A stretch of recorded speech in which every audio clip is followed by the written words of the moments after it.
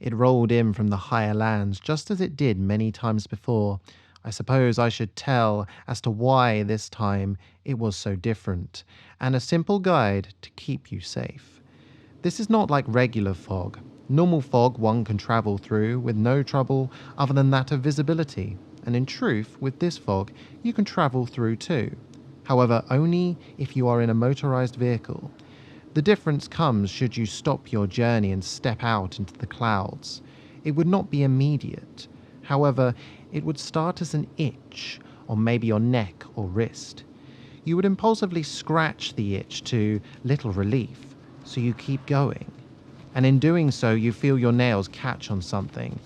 And as you move your hand and pull it away to look, you see that under your nails are clumps of skin. Panicked by what you see, this time open palm move your hand over the area, still increasing the irritation. You can feel that a deep gouge has been cut into your otherwise smooth neck or wrist.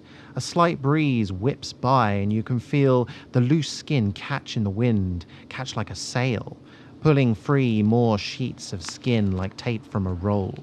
You panic and attempt to relay your skin, however, are stopped in your desperation as you can now, to your horror, observe not fresh skin below, but the red and pink sheen of muscles.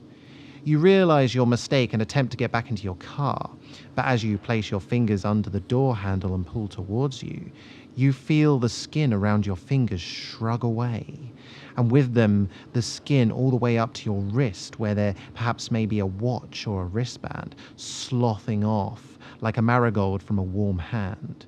You scream out in terror. However, as your skin stretches to accommodate your open jaw, it does not resettle once the scream is done.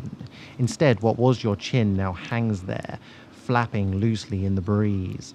With every step you take, the stretching of your skin to accommodate your movement leaves more and more loose, thick strips around your legs and arms, almost like a child attempting to move in their father's clothes. And just like that, despite you trying to hold your skin to your body, you feel the now loose shells slip away and wrap around your shins like a child with a slacked skipping rope. You have a moment where you stop trying to move and everything falls silent. Then, all at once, a deep, all-body consuming pain and itch encompasses everything. You go to scratch again, forgetting instantly your situation, and scream out in horror as your nails scrape against raw muscle, and then simply slide away. You hear a noise behind you and whip around to see a female-presenting individual slump down upon the loose gravel and scream out a terrible guttural cry that fills your head. You try to help them up, but the slightest touch stings and aches. After time and having found more individuals who have met the same fate, you deduce that despite the loss of skin, this fog somehow is preventing fatal infection from setting in.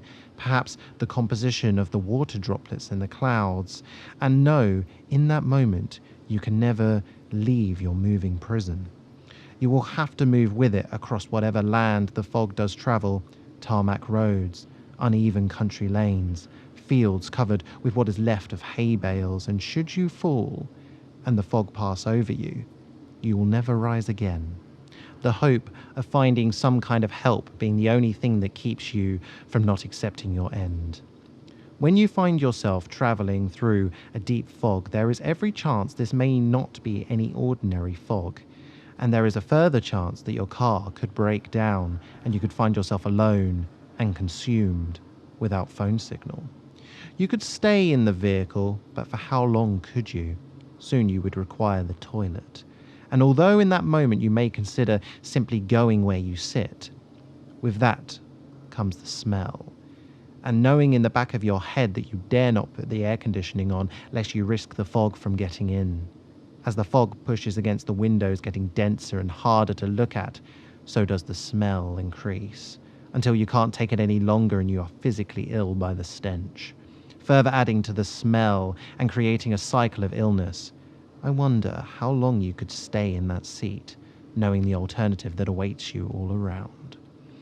It is worth noting that the Flay Fog is not damnation to all.